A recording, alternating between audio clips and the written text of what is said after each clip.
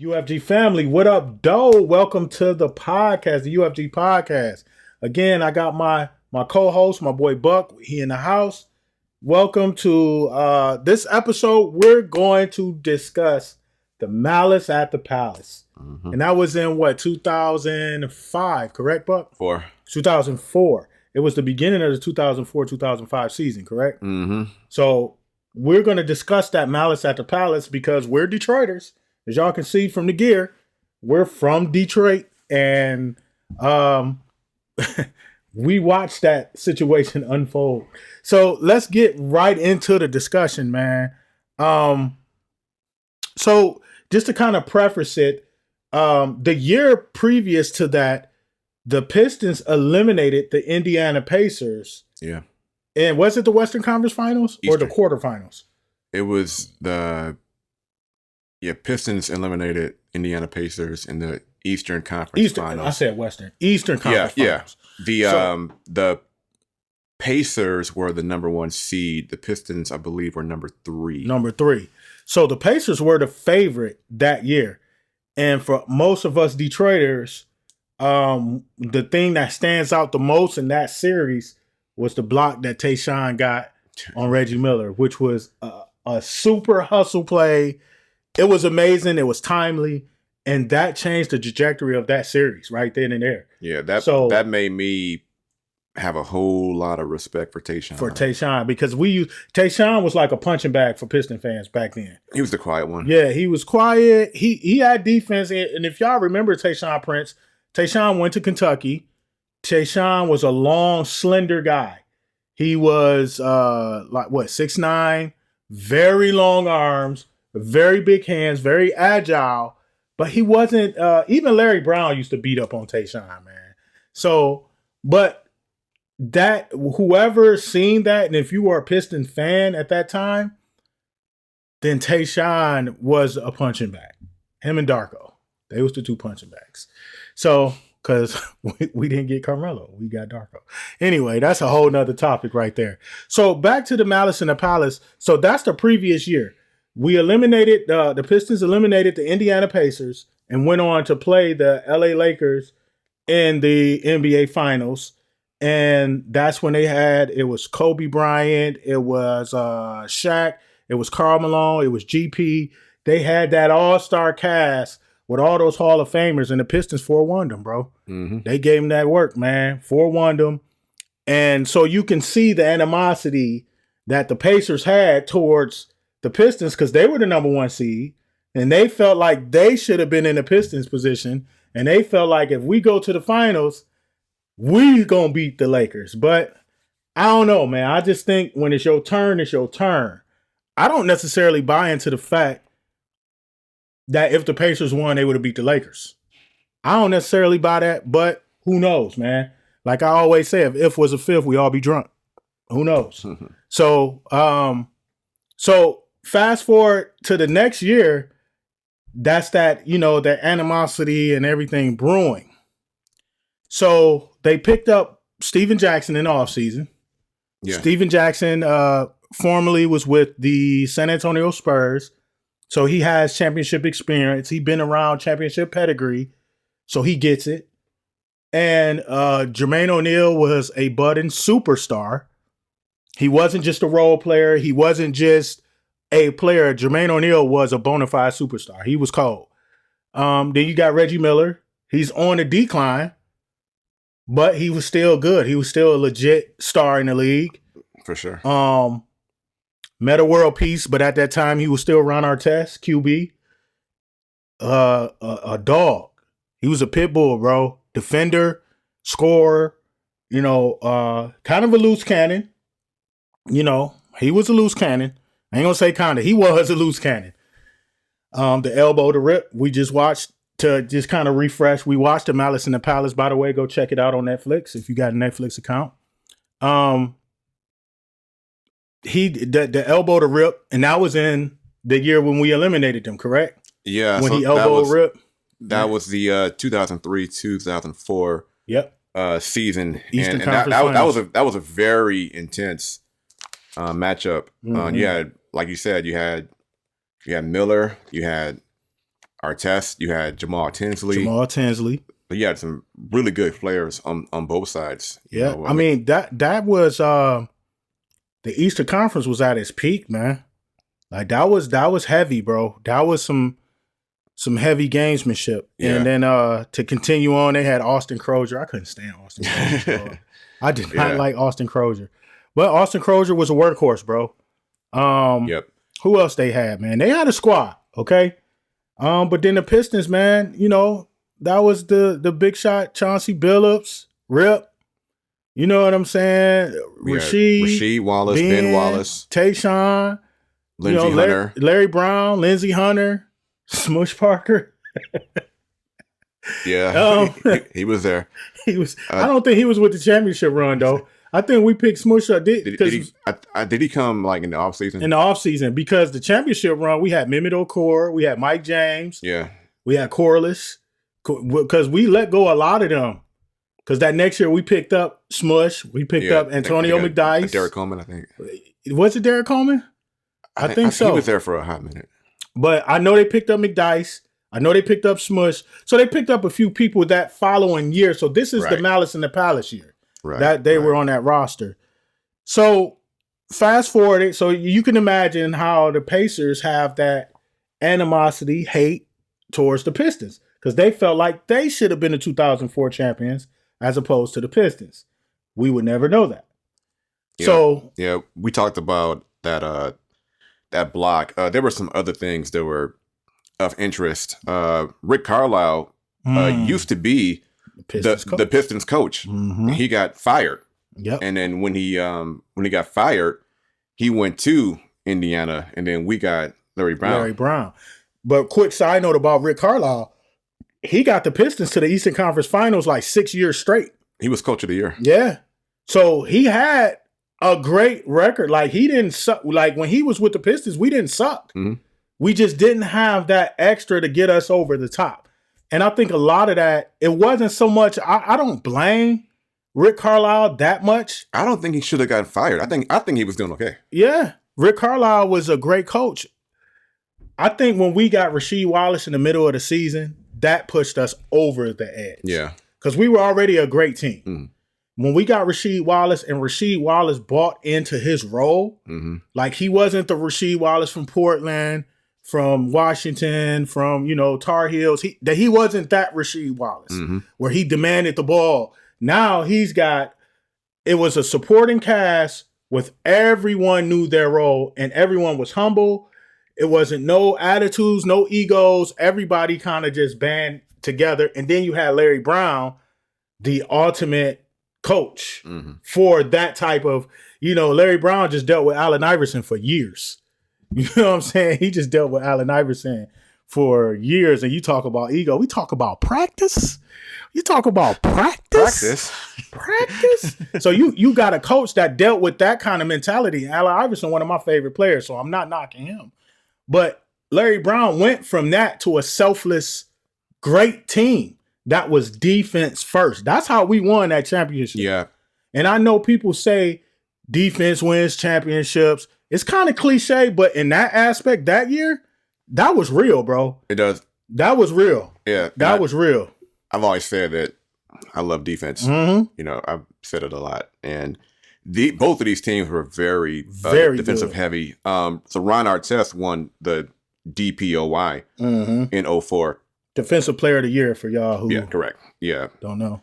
Yeah. And Ben Wallace is also a very good defender. First team all defense. Yeah, defensive boards. Artest and Ben Wallace both made the all defensive team in 2004. So it was a very, I don't like when people say that those teams, you ever heard people say that matchup was boring because it was like kind of like low scoring, and I hate that too.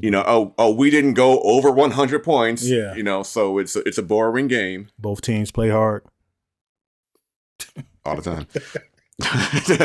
If you know, you know. Both teams play hard. Yeah, but it was very intense on both ends. Both teams wanted it. Yeah, and they did play hard. Yeah, they did, and it was like we said. These were two powerhouses in the Eastern Conference, the 1 seed and the 3 seed. So again, let's go ahead to the 05 season. So this was right at the beginning of the new season, and if I may, we have a personal story about that because you and I watched that game. We watched it live, bro. We watched it together. We was at your crib. Yeah, we were, and it was a few of us.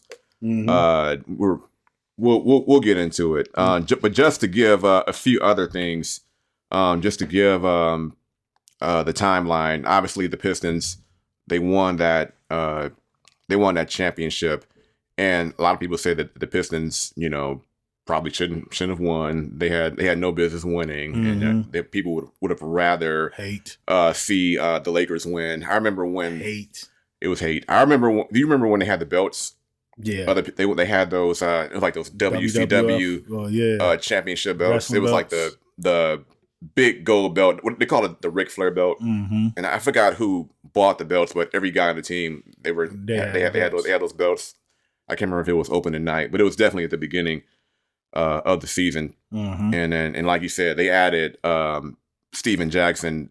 Steven Jackson wasn't very happy with his spot, and he kind of said, I think I want some more money. Yep. And they gave that money to Tim Duncan and Ginobili, Tony Parker. And then he ended up bouncing to another team. I can't remember if it was Steven Jackson? Yeah. I think it was the Bobcats, wasn't it? Was it the Bobcats? Or was it Atlanta? I can't remember.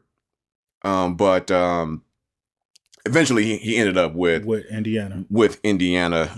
Leading into this game. So these two teams had a rivalry, a very intense rivalry that was starting even before this. And he just kind of inherited that beef.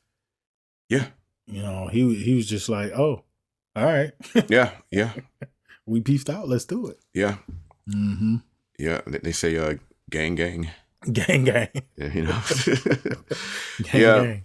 And one thing, so we did a lot of homework. I even took some notes because there weren't just, as we'll get into, some of the issues, with the players, but there were some things going on with some of these fans. Not all, but some of the fans, which we'll definitely talk about, kind of had some, how do I say, incidents prior to that night. One other thing that happened prior to that night, Ben Wallace had a brother named Sam Wallace, and he had brain cancer, and he passed away on November 9th, which was 10 days prior to that to the brawl, and now everybody knows that either. Yeah, and that's great insight that these athletes aren't circus animals. Just because you pay to go see these guys are people too. You know what I mean? So that goes to say, like, dude, come on, man. Just and that's great information to put things in context. This is the buildup. So we painted the picture of this rivalry with the Pacers and the Pistons. They felt like they should have been there. Then when this is towards the beginning of the season, so the Pistons are still kind of on that championship high. They got a little swagger, and they beat them. I think, was this their first appearance? This their first matchup of the new season? Between those two teams? Between those two. I think that was their first matchup. It might have been. Or it might have been their first matchup in Detroit or in Auburn Hills against that team. So it's the new year. You see this building up. Like Buck said, Buck gave some context into Ben Wallace, the backstory with him. He's dealing with a loss in his family, so he's emotional.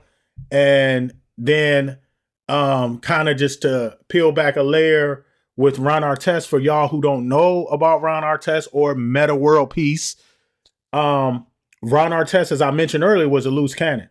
And I mean that out of all due respect. And that's fact. He dealt with depression, anxiety, Ron Artest had a lot going on psychologically. Yeah. Great athlete, great player. I swear, great player, one of the best defenders of all time. However, he was dealing with some things too. So we building up this. Reggie Miller wasn't playing. He had a broken hand, a broken wrist. It was something wrong. Broken finger or something. But Reggie Miller was not playing this game. Not this night. So this night he wasn't playing. They were in Detroit or Auburn Hills, you know. So, and you guys understand. You guys will understand why I keep emphasizing Auburn Hills. It wasn't Detroit, okay? But that's where the Pistons played, okay? So we're just keeping that in perspective to get context. Yeah, can we I think we should get into that now. Yeah, well, okay. The whole thing about I'll let you go ahead. Detroit. Ahead. Break it open. First, Detroit versus because everybody says, oh, it was Detroit. Yeah. You know, that's what everybody says. It was in Detroit. It wasn't. And just to give some demographics, there was a difference between Detroit and Metro Detroit, when you say. I would. Yeah. The Palace of Auburn Hills is located maybe 30 minutes outside of the Detroit city lines. Yeah. City limits. So yeah, so you got downtown Detroit or Wayne County. Mm-hmm. Auburn Hills is Oakland County, correct? And then you also got Macomb County, which is like that's our tri-county area. Mm-hmm. And the common denominator is 8 Mile Road. 8 Mile. So like for those who who have heard about our Mile Road system, so 8 Mile Road is the borderline. Yep. So everything south of everything south of 8 Mile, that's like Wayne County. Mm-hmm. And then you go north, so you go like 9 Mile, 10 Mile. Right. So the higher the numbers go north, the more north you're going. Yeah. So Auburn Hills is way, way north of downtown Detroit. Yes. It was not Detroit city limits or Detroit proper. So this is not Tiger Stadium. It was not Little Caesars, arena. It was not the Joe Louis Comerica Arena. Park. It was nowhere near there. Comerica Park, nowhere near there at all. Mm-mm. No. So just given that backstory, you can understand the attendance. Let's just keep it real. That's one thing we're going to pride on this podcast is keeping it real, keeping it a buck, keeping it thorough, whatever. So this whole thing started. Let's get into the game. The Pacers were popping the Pistons. Yeah, and they were blowing them out, dude. And it was a blowout. DK was at my house in Redford. I was living in Redford at the time, and it was a few of us. I know definitely you were there. Mm-hmm. Maybe a few mutual friends. Mm-hmm. Maybe Jason was there. Maybe Orlando was there. Yeah, I'm not sure. I'm kind of foggy on who was there, but I know we was at your crib. It was like I remember that. I feel like it was at least 3 of us, maybe 4 of us, and we're watching it. Mm-hmm. And it was Friday night. It was November 19th, to be exact, 2004. 2004. And we were watching this game, and it's going to be a good game. And Indiana, they was giving it to Detroit in that first quarter. Pistons couldn't do nothing. They with the Pacers. Yeah, they were getting beat. Yeah. And it was like, well, maybe they'll do better in the second quarter. Yeah. In the second quarter, it was worse. Mm-hmm. that second quarter, it was worse. And it was like, man, they gonna lose, y'all. Yeah. And we were kind of, I remember kind of being sad about it. Yeah. And then I think somebody said, "Yeah, I want to play Xbox." Yeah. And they're like, "Yeah, I do." Right, let's do it. Yeah, so we started playing Xbox. Yep, and so this is like our story. Everybody has their own Malice story. Yep. So like my story and your story, you're known as being the shoe collector. I like to collect sneakers as well. But we're also gamers. Mm-hmm. So, just to let that be known. DK here is a very good NBA 2K player. Like one of the best that I know. Thank you. One of the best that I personally know. Thank you. Yeah, and me, I'm more of like the I guess you call it action games or like actions with RPG elements. And we were playing this game called X-Men Legends. Remember that? Oh man, that game was so fun. We used to play that for hours at a time. Yeah. Yeah, that game was fun, bro. Yep. And it's for anybody who's ever played Marvel Ultimate Alliance on the Switch, it's very similar to that. Very similar. Except for it's just straight up X-Men characters. So we're talking Cyclops, Wolverine, Jean Grey, Storm, Logan. Yeah. I used Cyclops a lot because he was like the leader, and then the leader had certain buffs. Storm was like second in command, so she had buffs. And then you unlock abilities. Yeah, and you can build. You like special attacks. When you first get him, he's all generic. Yeah, and he get like the normal little melee move. Because I used to use Wolverine a lot, so he get the normal melee moves. Then you start unlocking stuff, and he go into the rage, and it was pretty dope. Yep, man. And then it was a very good game. Keeps you engaged for sure. And then they had tag team moves. Yep, it was Colossus. And it was up 4 players, right? It was 4 players. Yep. So we have 4 players, 4 controllers. Yep. And they can do tag team moves. Colossus, and for all the comic readers probably know this, but Colossus and Wolverine are really good friends, and they have a tag team move called the Fastball Special, where you can Colossus picks up Wolverine and he throws him, and just throws him in there, and you can do that in the game. Yeah. So like we were having like the time of our lives playing this. And then somebody said, "Oh, snap, the Pistons." Yeah. And it's like, "Oh, you're right." Yeah. and so, all right, let's see what the score is. And then we turned that channel on. It was like in the middle. All we seen was like, you want to say what you saw? Yeah, it was like refs everywhere. We like, what happened? And then like refs and everything, and it's just like, because it wasn't an all out melee yet. It was like, if I recall correctly, it was after the hard foul. It was a delay of game. Yeah, it was after the hard foul. After we turned it on right there at the delay. Ben Wallace, they was already winning. We didn't see the shove. We had to rewind it. We rewinded because so we had a DVR, and Ben Wallace went up for a layup / dunk. He attacked the basket. Yeah, and Ron Artest just all out. Boom. Yeah. Like not even trying to go for the foul, not even trying to go for the ball, just a straight up foul. And Ron Artest said he didn't want to give up the layup. And they were winning. They were up by like 15, maybe 20 points. They were up, a hefty amount. And this was towards the end of the game. It was what, third quarter? Yeah. So we just missed that. It was that whole skirmish. It was at the skirmish level. Yeah, we had to rewind it a little bit and then figure out what in tarnation was going on. Yeah. And then all crap broke loose after that. And it was like, what? Like Ron Artest, you just see Ron Artest jumping in the stands like full speed and just like beating the brakes off this guy. And he's actually beating up the wrong guy.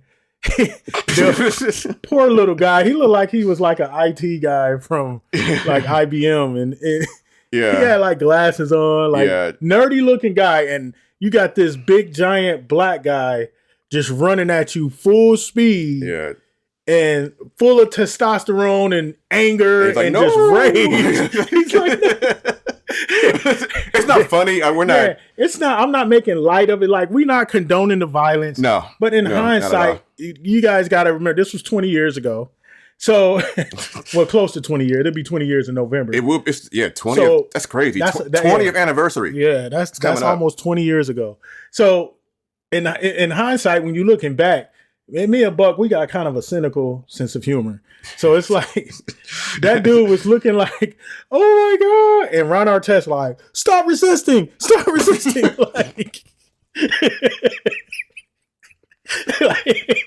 He like beating the brakes off this guy. And then the guy who really threw the cup comes up behind Ron Artest and starts like sucker punching him. And then Steven Jackson darts up in the stands. Yeah. And Steven Jackson decks a guy, knocks him out. And it's just like, it's just going crazy. Yeah. Meanwhile, the whole Pistons are like on the bench. Like Rasheed Wallace like acts like he gonna run and jump in, then he like stops. Yeah. It's like so it was crazy. And I think Rasheed, if I'm not mistaken, I feel like Rasheed spoke on it. And he was saying he was trying to get help the players out of there. Like, we got to get out of here, guys. Yeah, that's what Rasheed was trying to do. But I think somebody stopped Rasheed.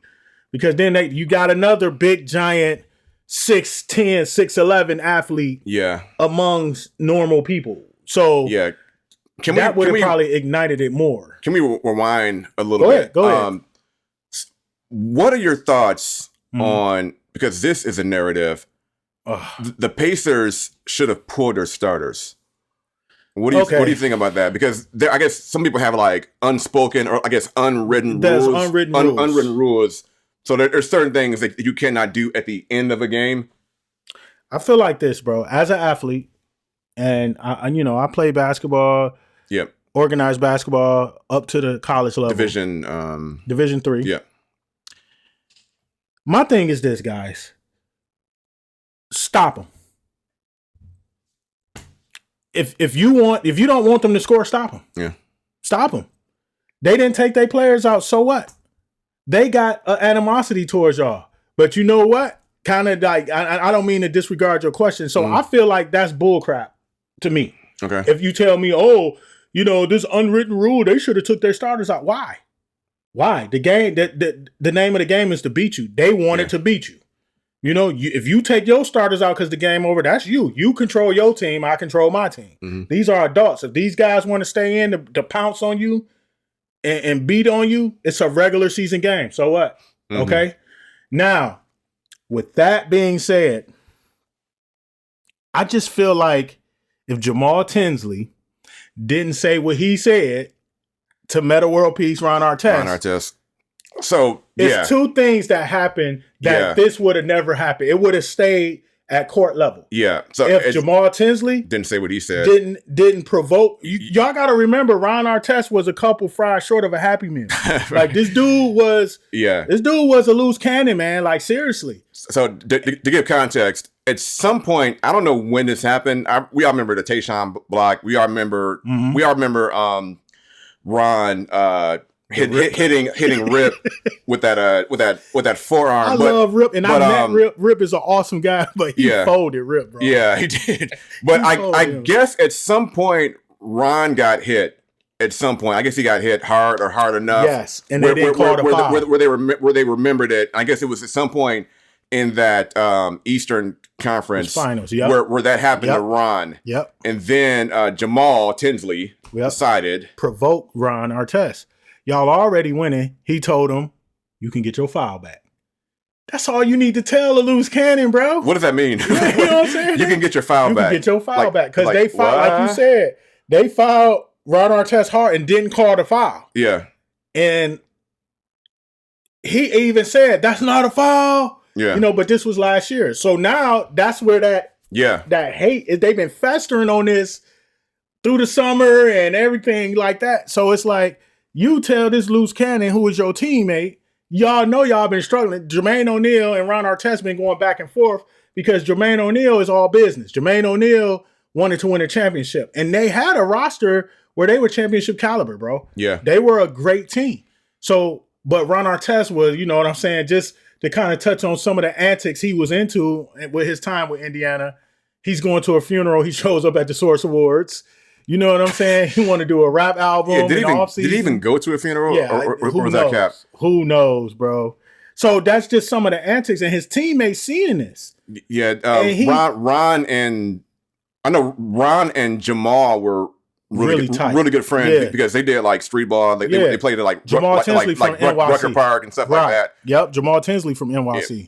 But also Jermaine and Ron were friends, and because somebody said antics, this drew a wedge between Jermaine and Ron. Mm-hmm. Yeah, and it did, and they would literally have almost physical come to blows battles with each other in the locker room in Indiana. Mm-hmm. So you, as Jamal Tinsley, hey, you can get your foul back. That just triggered Ron, and that's one thing. That's the catalyst, you think? That was the catalyst. That was the igniter. It kind of ignited it. I've heard another story about the fan, or I guess the wrong fan. Oh. Yeah. So in doing I guess exploring. Mm-hmm. So I got names here. Michael Ryan is glasses guy. Who?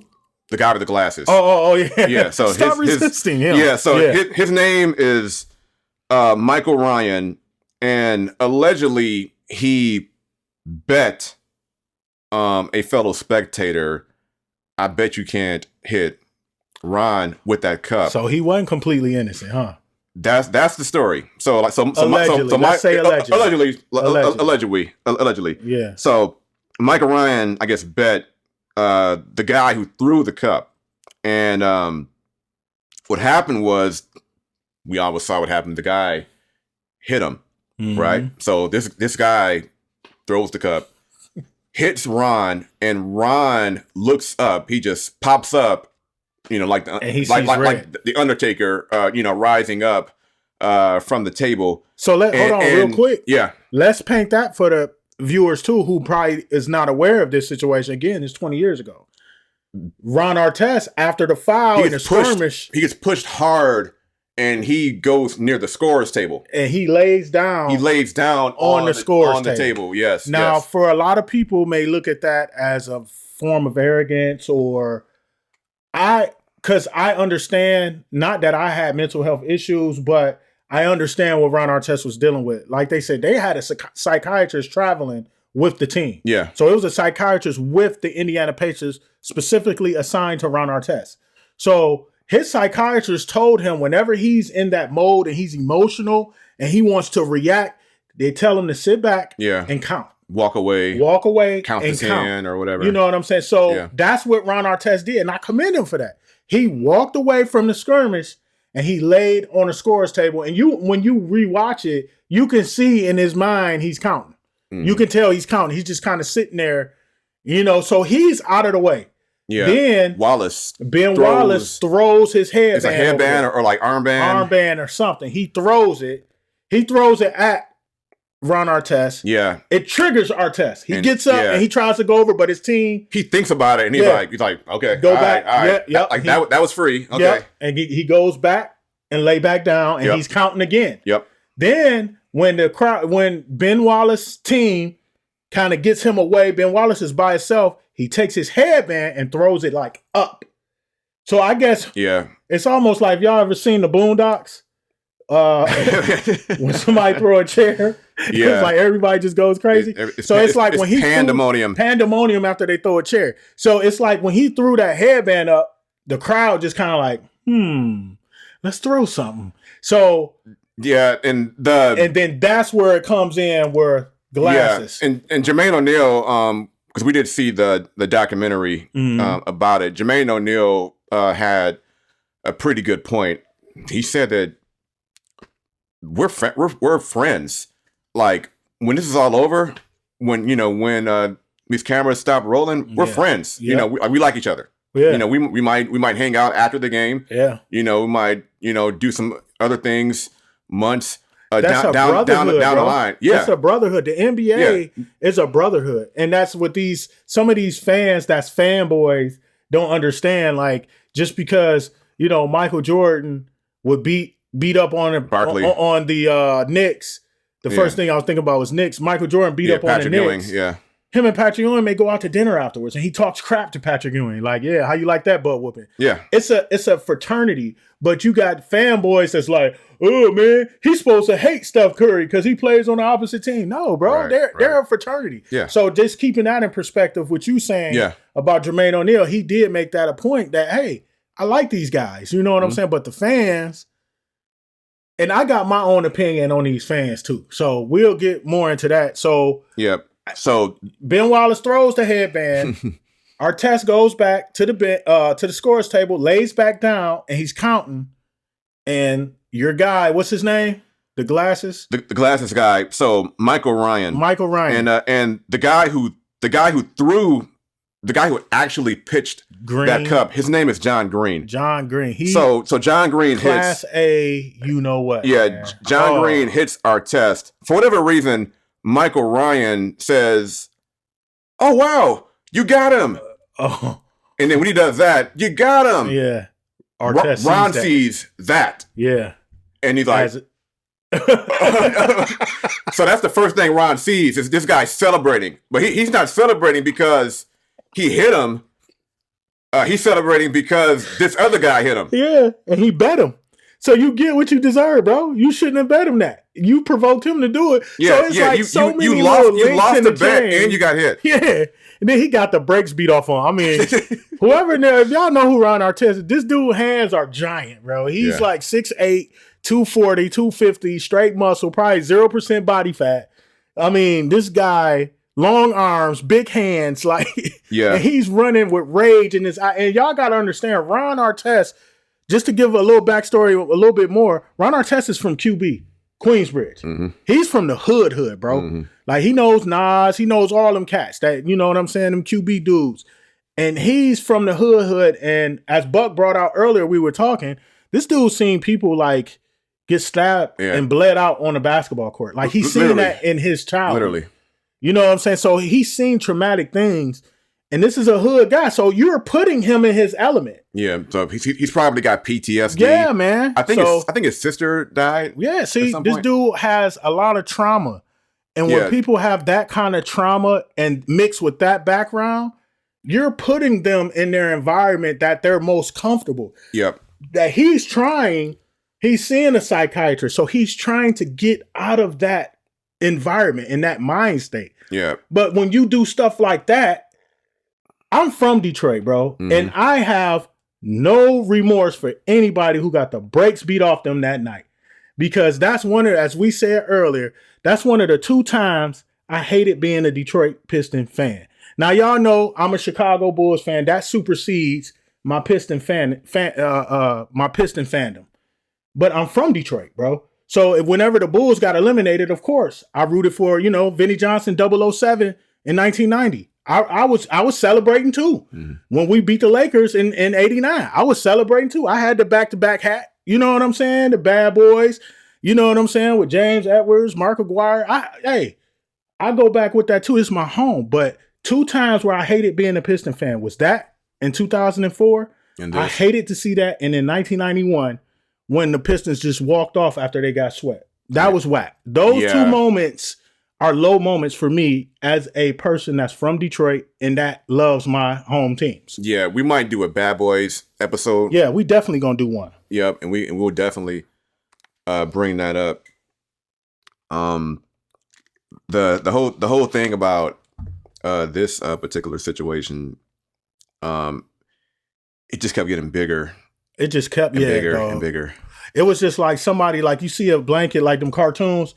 You see a fire, like a candle or burning or something, and somebody had like a little rug and just was like, whoo, whoo, and that flame just kept igniting and igniting. Yep. So now we're at the point where we'll go. Artest gets hit with the cup. Artest darts up in the stands. Hit with the cup. He tries to grab Michael Ryan. He hit him a couple times. He's asking, like, did you do it? Did you do it? And he's like, no. and stop resisting. John Green, the guy who really threw it, snuck him, grabs Ron from behind. So at this point, you got Pacers players and you got Pistons players going into the stands, and they're trying to stop this insanity that's about to happen. At some point, Ron gets more soda thrown at him. Yeah. And the guy just splash. Like directly in his face. Not even like 2 feet away. Yeah. Like he was right there in his face and just the whole cup. Boom. Yeah. Right in his face. And the funny thing is the Oakland County Police ended up identifying a lot of these different almost all fans. Yeah. Almost all of them. Like I have some names here. So William Paulson is the guy who threw soda at Artest. And this guy gets punched by Steven Jackson. That's what I was about to say. Steven Jackson got all of them. Yeah. He got all his fist on his jaw, dog. Like he clocked him. And that's another 6'8", 6'9" athlete. You know what I'm saying? Yeah. So you got William Paulson. At some point, Fred Jones goes into the stands. Yep. He's a former Pacer. Yeah, Fred Jones and did he win a dunk contest? Fred Jones? I think he was in a dunk contest. I don't know if he won that one. Maybe. I could be thinking about somebody else, but I'm sorry. Go ahead. Oh, so Fred Jones and the other Wallace, Rasheed Wallace, a lot of people go in there to be more or less peacemakers. Yeah. And when Fred Jones goes into the stands, he's about to get jumped by David Wallace. And David Wallace is the brother of Ben Wallace. Ben Wallace, right. Yeah. So he got involved as well. When Ron, I guess enough people get up there and there other incidents are happening around them. Ron, he's trying to get away from all that. At some point, he makes it to the court. Yeah, so Fred Jones did win a dunk contest, 2004. Okay. So that was when the Pistons won, right? Yep. That was the year the Pistons won. When that was the All-Star break. Mm-hmm. Yeah, 2004. So okay. Yeah, so go ahead, you can continue. Yep. So then Ron's like, all right, enough of this. I'm out of here. So he's trying to walk away. He's still trying to walk away after all and this. And as he said, he thinking it's over. He thinks it's over. And it's still not over. Now, by this time, painting a picture, you know, you got Ron Artest. He's up there scrapping with 2-3 people. You got Steven Jackson up there. You got Fred Jones up there. Now it's starting to come down to the court. So Ron Artest comes down to the court. He gets his way to the court. Yeah. And it's like, where the heck is the Auburn Hills police? So there were, 3 Auburn Hills cops in that entire building? I think they're on the wrong side. Yeah. Or they're on the wrong side of this madness. So and we'll talk about them too in a minute. Yeah, they gonna get a piece of my mind too. Yeah. So anyway, So they make it back down to the court. Now, as Ron Artest, he's down to the court. Y'all got to understand. Okay, first of all, I don't condone violence. None of us condone violence by any means, right? Mm-hmm. But these athletes have rights too. They're people. If your favorite athlete, like the Utah Jazz fans, are notorious for this. Mm-hmm. They heckle, they were heckling Russell Westbrook a couple years ago, but it went past heckling to disrespectful. Yeah. Like you start disrespecting him as a person, then they saying racial slurs, you know, then it gets stuff like that. And after investigation, security found out who exactly it was, and they were banned. Right. Like they're banned from life from Utah, wherever Utah played. Whatever arena that was. Absolutely. So these fans have to realize that this isn't like you buy a ticket and you watch the monkey swing back and forth. You watch the show. No, these are people. So y'all have to remember that. So with this being said, this is a grown man who got humiliated by a drink being thrown on him. And he's already in a state of mind of, I'm trying to calm down. And somebody just ignites him and does that. And then he gives that dude the business. He's like, he starts to think to himself, all right, let me get down here. He goes back down. And then a guy comes up, this little out of shape. You know what I'm saying? Like this dude, this dude, Ron Artest, 6'8", like 240, 250, 0% body fat. This dude hits the weight room probably 4 times a week. He's an NBA athlete. And this regular old Joe Blow, you probably have a name. I do. And he comes up to him and squares up. So when you buy a ticket, it doesn't give you permission to do anything you want. Bro. You know what I mean? Like you buy a ticket to an NHL game. Doesn't mean you can start, like skating on the ice. And then it don't mean that you can be so disrespectful and provoke these athletes to a point where they want to harm you physically. And then when they do harm you physically, like my man off Rocky, touch me and I'll sue. Yep. Touch me and I'll sue. Yep. That's what they doing. Mm-hmm. They provoking it, gaslighting these players. Mm-hmm. And then when these players are human beings, they react. It's like, hey, I'm suing. I'm suing. It doesn't give you the right to do that, man. Just because you bought a ticket. I don't care if your ticket $10,000. That don't mean you got the right to disrespect me. I'm not, you know what I'm saying? If I'm an athlete, you know what I mean? So, we got 2 more spectators. We have AJ or Alvin Shackelford. Is that the one that squared up against Ron Artest when he came down? Yes. And we also have his boy, Charlie Haddad. Now, AJ squares up, and it's a clear square up. So when you watch this documentary, AJ or Alvin is not in it, but Charlie Haddad's in it, and he claims that they were being pushed to the exit, and somehow they ended up on the floor. Are you kidding me, bro? Like you just gonna end up? Oh, there's Ron Artest. Square up.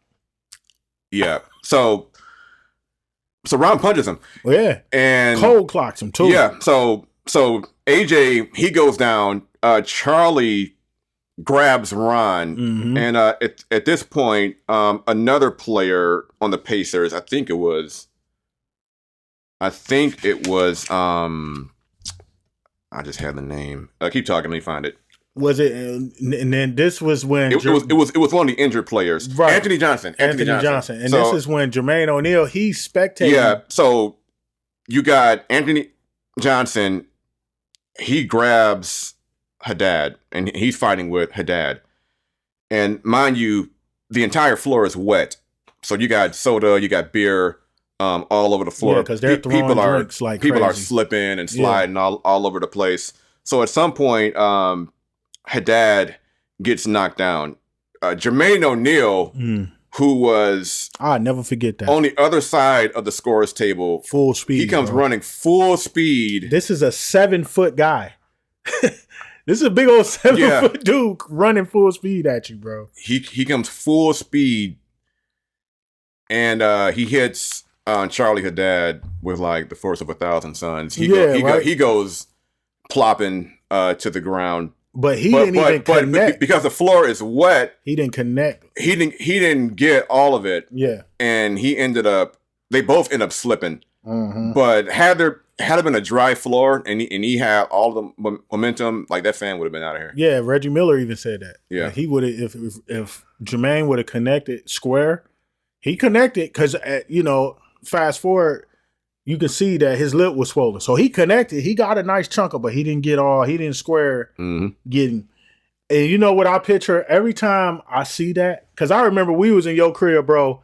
We kept rewinding the Jermaine O'Neal. Because we seen it live. We seen DVR, the Jermaine O'Neal hit live. And when you see it live in regular speed, you think that he hit him that hard, but they both were falling because of the wet surface. Yeah. But I just see, when I see. Yeah, we were spamming that rewind button. Remember? And then you can pause it and then put it in slow motion. Slow motion, yeah.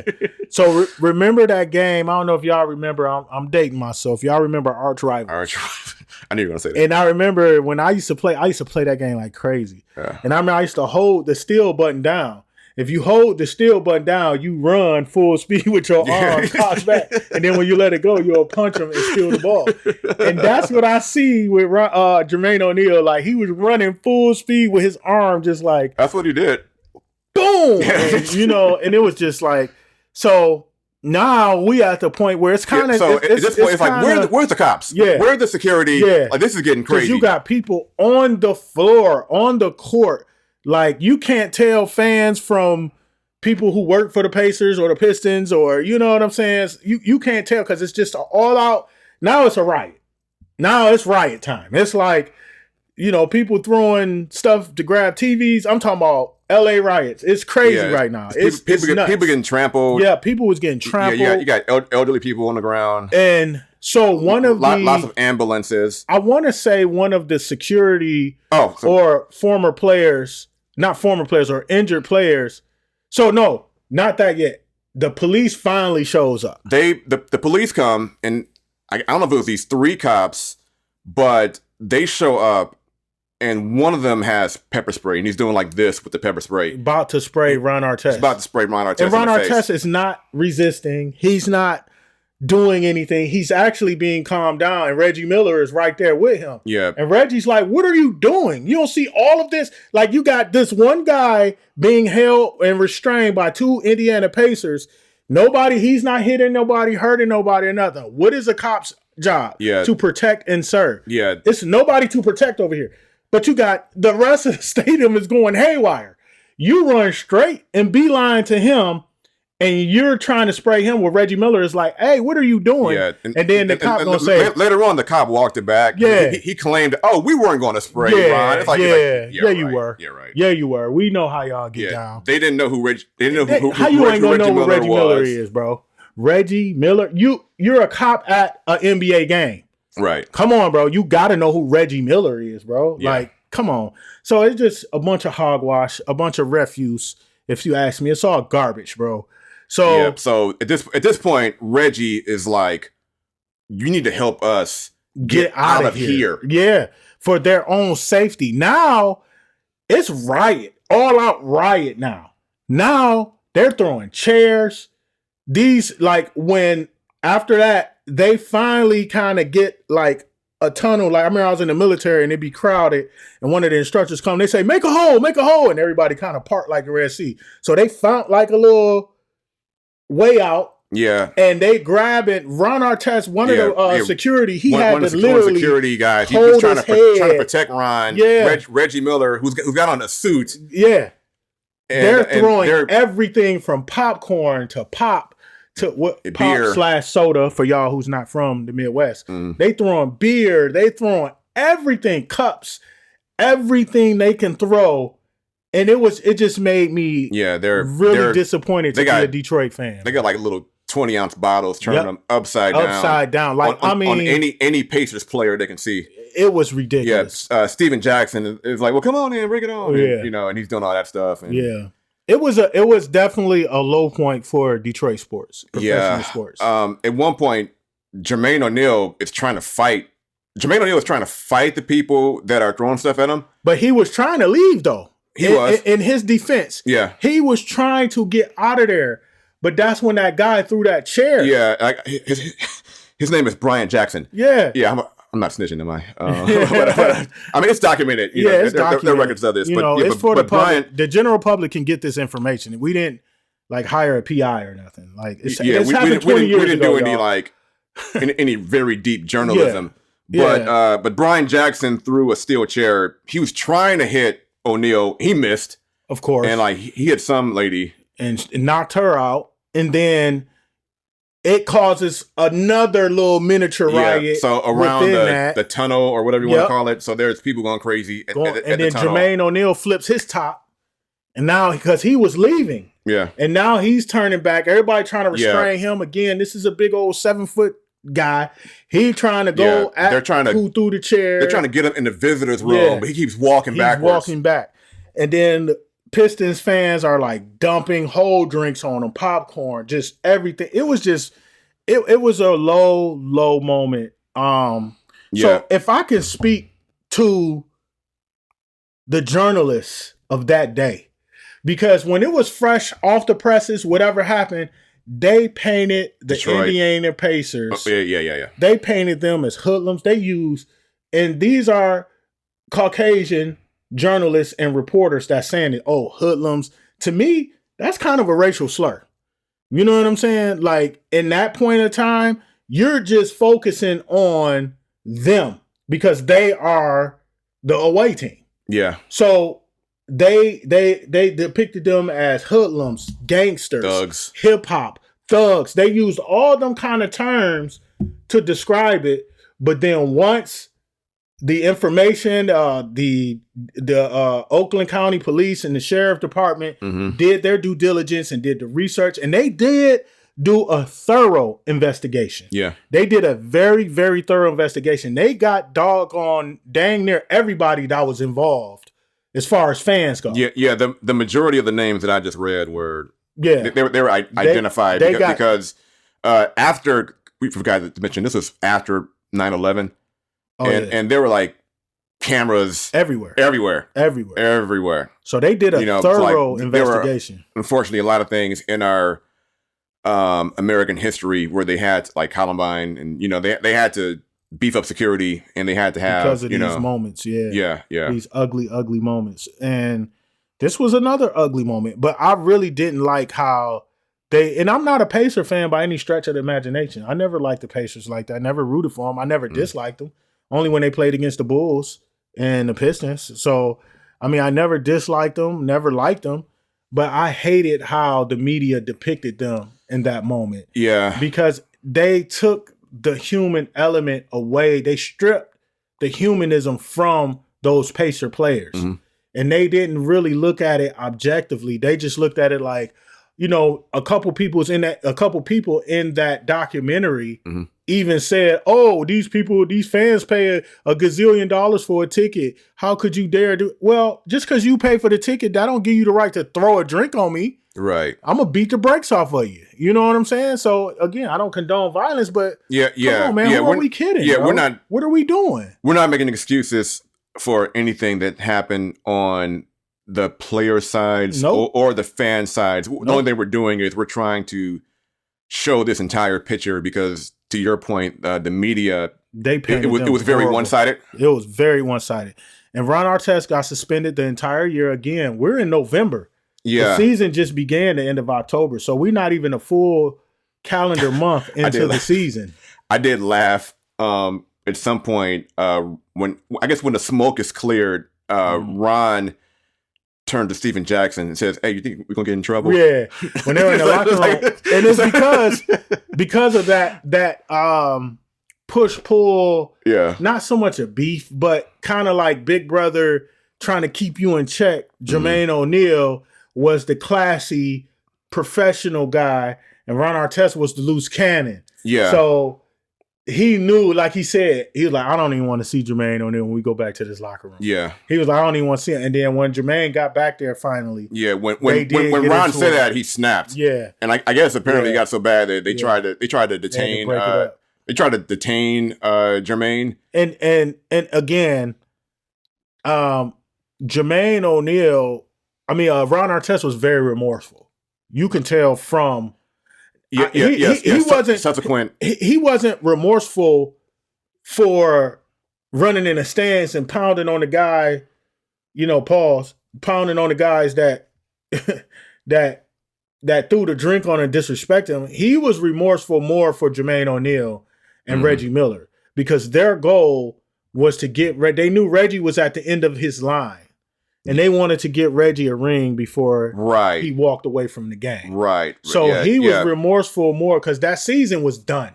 They were done. The Pacers were done after that. Yep. After that happened, because you got Ron Artest is gone the rest of the season. Steven Jackson was gone about 15, 20 games. We'll get to the punishments in a minute. Jermaine O'Neal was gone about 20-some games where it got appealed and lowered to like 15.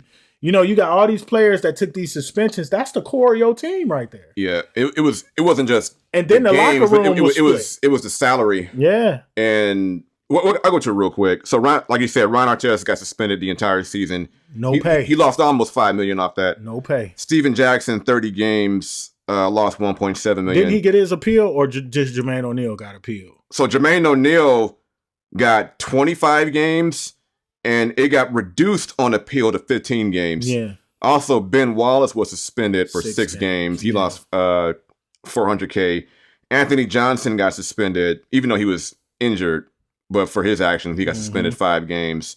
And then you got other, one-gamers, Reggie Miller, Chauncey Billups, Derek Coleman, Elton Campbell, David Harrison. So you're not allowed to leave the bench, period. If there's any kind of altercation, you cannot leave. And you know where that come from.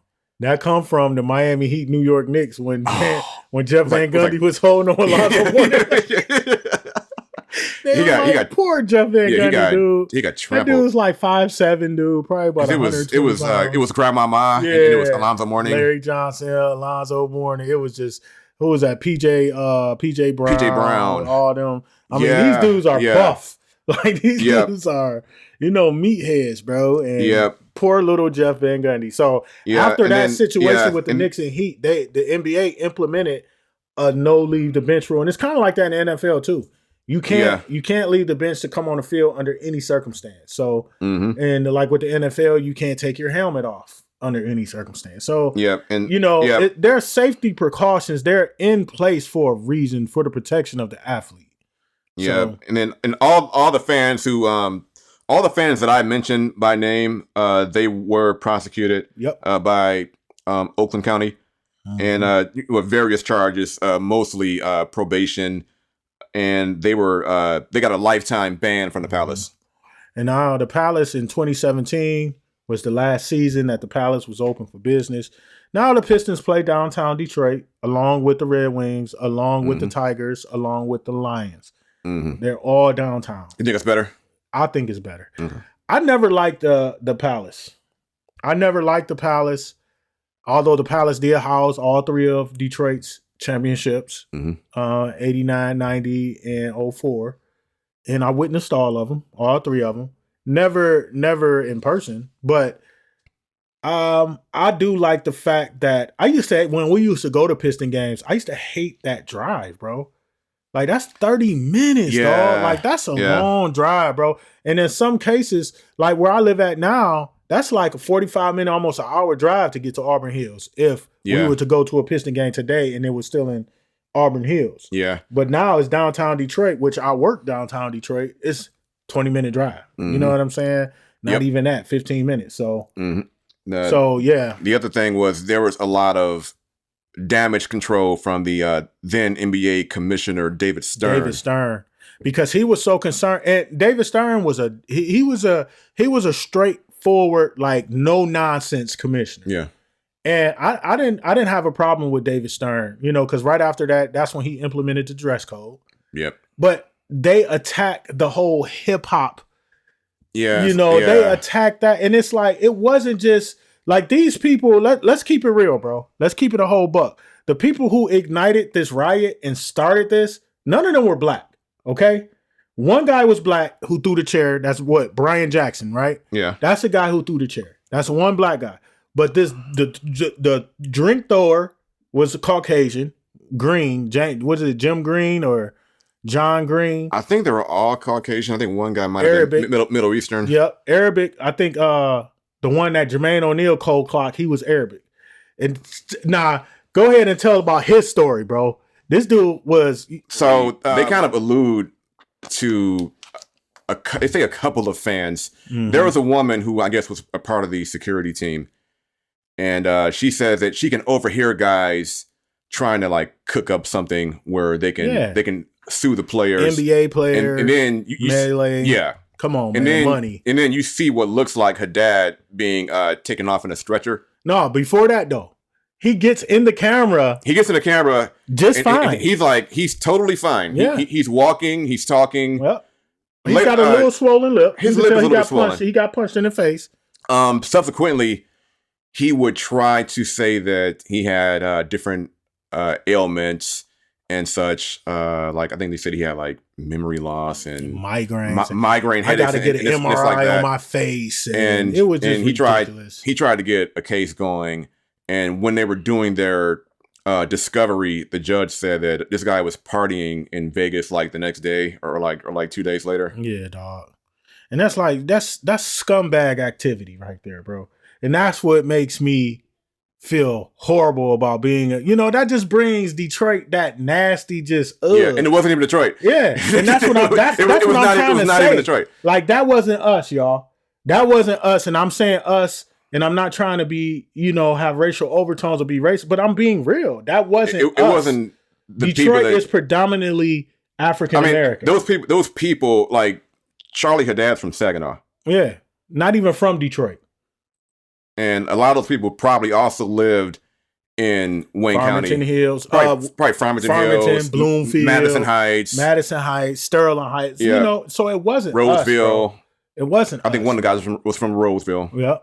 And it wasn't us. They were from affluent areas and they were from, a different tax bracket. But that goes to show you that they tried to make it look hood. They tried to paint that picture. Yeah. Like Detroit is a hood place. Detroit is terrible. And then these African American players, because it wasn't no Caucasian players involved in this situation. So that's why I'm just speaking the real. Yeah. Austin Crozier wasn't up there in the stands, bro. Mm-hmm. You know what I'm saying? So like the whole thing about the quote unquote hip hop. Yeah. And which is a lot of these guys prior to this dress code, like you think about like AI or Carmelo, they were fine. I mean, like nothing happened up until this point. The other thing is they tried to paint the entire league like this, and there's 400 spots.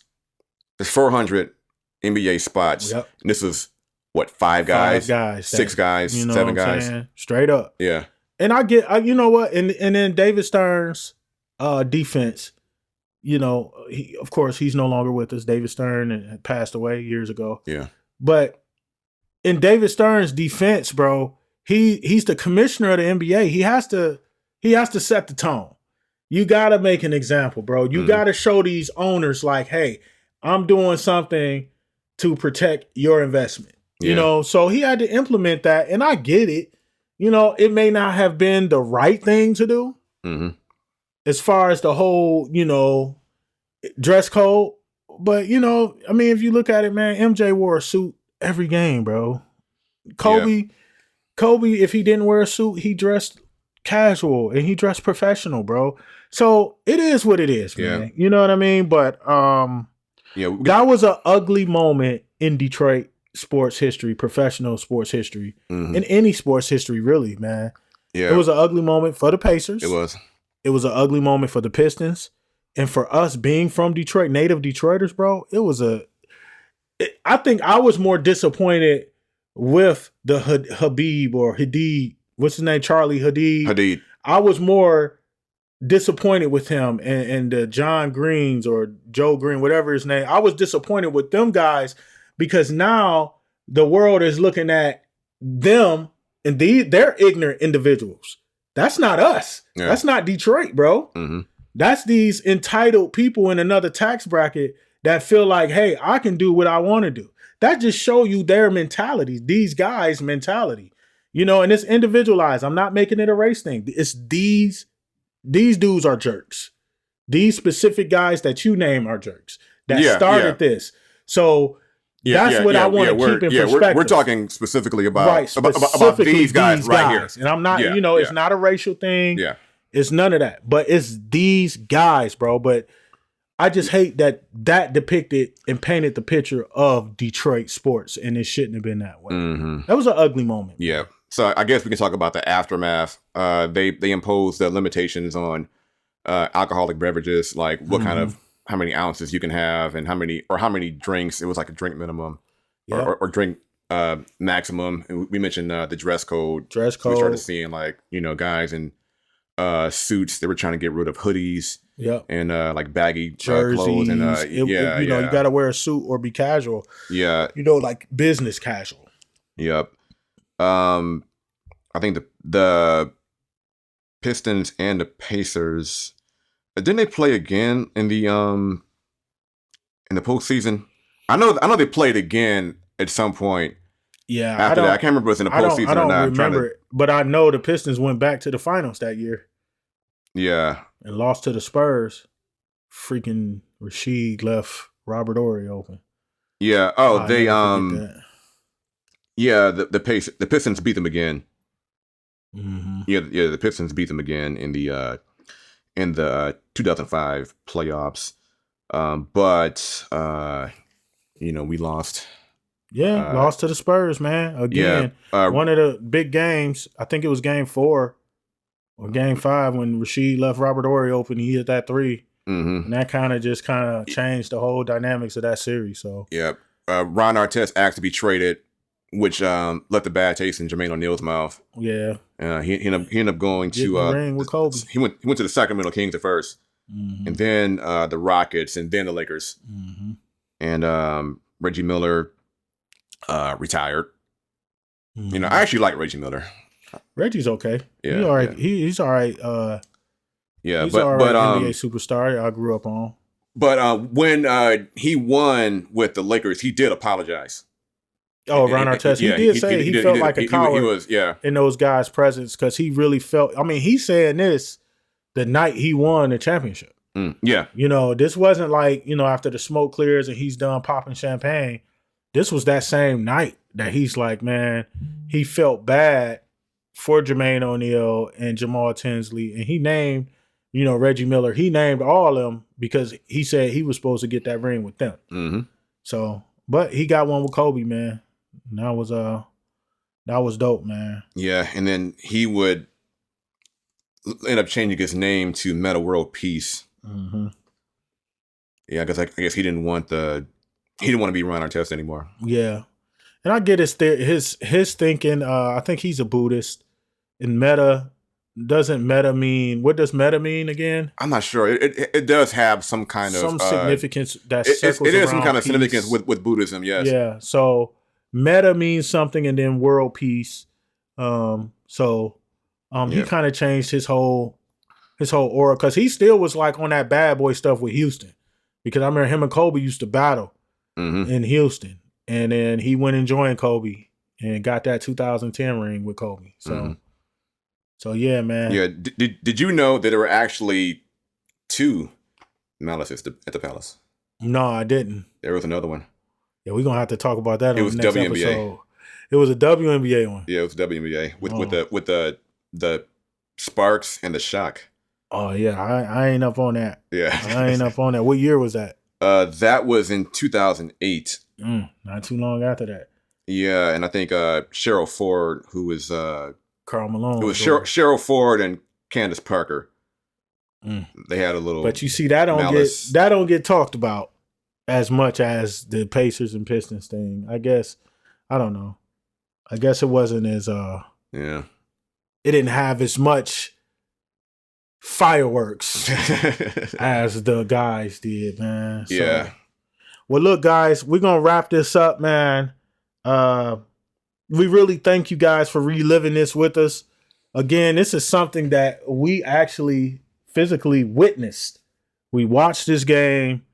We watched it all unfold, and we rewound and rewound. Yeah, 20 years ago. 20 yeah, we were in our 20s. We were in our 20s. I remember that, man. So, but thanks for y'all tapping in with us, man. We appreciate y'all listening. We appreciate y'all watching. And if you're watching on YouTube, make sure you use the comment section down below. Thumbs up. Make sure you subscribe, share with a friend. Let's get subscribe. The algorithms. Yeah, man. 1,000. Let's go. Let's go. We on the road to 1K, y'all.